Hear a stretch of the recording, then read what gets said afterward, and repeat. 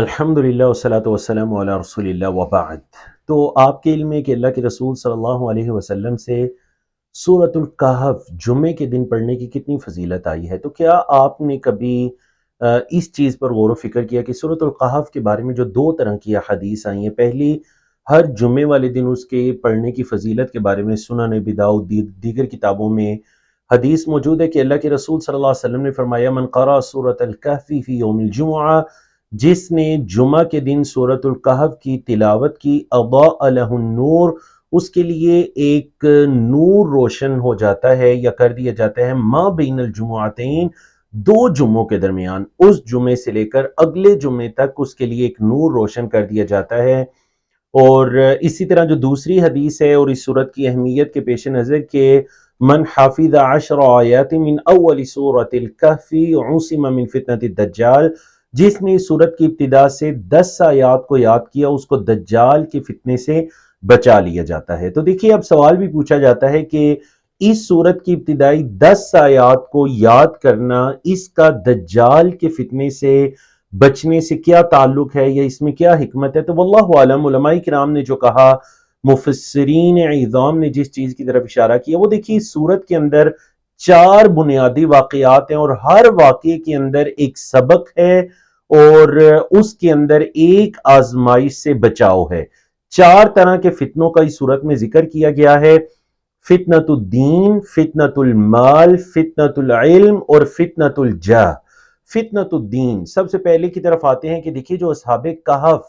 کا واقعہ ہے تو انہیں دین کے ذریعے آزمایا گیا تھا۔ فتنے کا لفظی مطلب ہوتا ہے آزمائش یا جس چیز کے ذریعے آزمایا جائے، تو انہیں دین کے ذریعے آزمایا گیا تھا۔ انہوں نے اپنی قوم، وطن، قبیلے، گھر بار کو چھوڑا اور اپنے دین کو بچایا اور ایک غار کے اندر جا کر پناہ لی، تو اللہ رب العزت نے قیامت تک ان کا تذکرہ محفوظ کر دیا۔ اصحاب کہف کتنے خوش نصیب لوگ تھے جنہیں آزمایا گیا۔ تو میرے اور آپ کے لیے اس میں عبرت یہ ہے کہ اگر ہمارے دین کی وجہ سے ہمیں آزمایا جائے تو ہمیں دین پر استقامت دکھانی چاہیے، ڈٹ جانا چاہیے۔ اور دیکھیے اسی لیے تو اس واقعے کے آخر پر اللہ رب العزت نے کیا فرمایا کہ وَاصْبِرْ نَفْسَكَ، نبی کریم صلی اللہ علیہ وسلم کو مخاطب کر کے فرمایا کہ وَاصْبِرْ نَفْسَكَ مَعَ الَّذِينَ يَدْعُونَ رَبَّهُمْ بِالْغَدَاةِ وَالْعَشِيِّ، صبح شام جو اپنے رب کے نام کو پکارتے ہیں محمد صلی اللہ علیہ وسلم، آپ ان کے ساتھ صبر کیجئے۔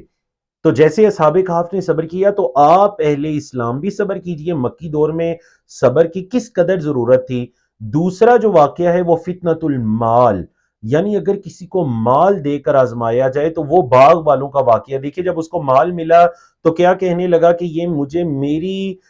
محنت کی وجہ سے اور میری کمائی کے نتیجے میں ملا ہے۔ تو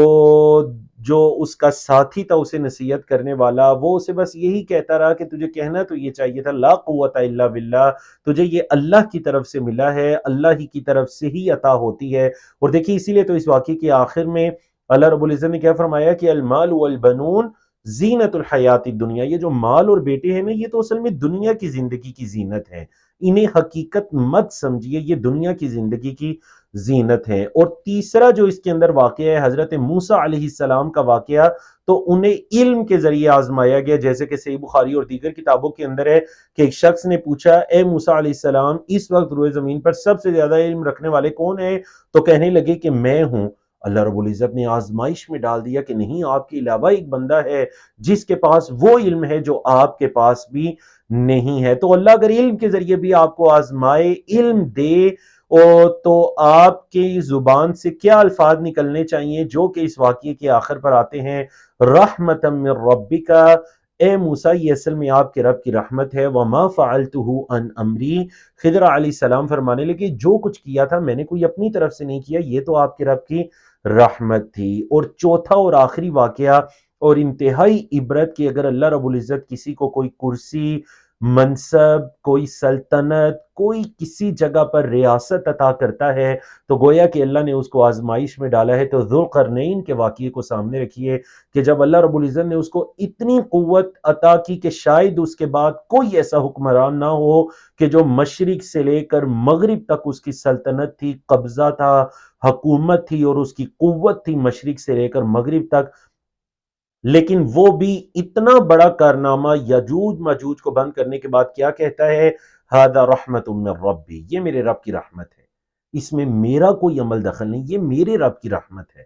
تو یاد رکھیے گا، دین ہے، استقامت دکھائیے، دین کے ذریعے آزمائش ہو۔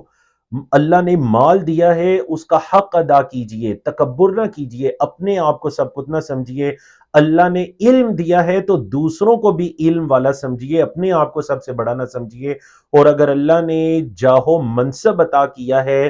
تو دوسروں کو بھی انسان سمجھیے، ان کی مدد کیجئے، جیسے ذوالقرنین نے اس قوم کی مدد کی، یاجوج ماجوج کا راستہ بند کیا اور اس تمام کو اللہ کی طرف لوٹایا کہ یہ میری طرف سے نہیں، یہ اللہ کی طرف سے ہے، اللہ ہی قوی ہے، یہ سب اسی کی طرف سے ہے، اس کے رب میرے رب کی رحمت ہے۔ تو یہ سورۃ الکہف کے بنیادی 4 موضوعات تھے، دین کے ذریعے آزمائش، مال کے ذریعے آزمائش، علم کے ذریعے آزمائش، اور جاہ اور ریاست کے ذریعے آزمائش۔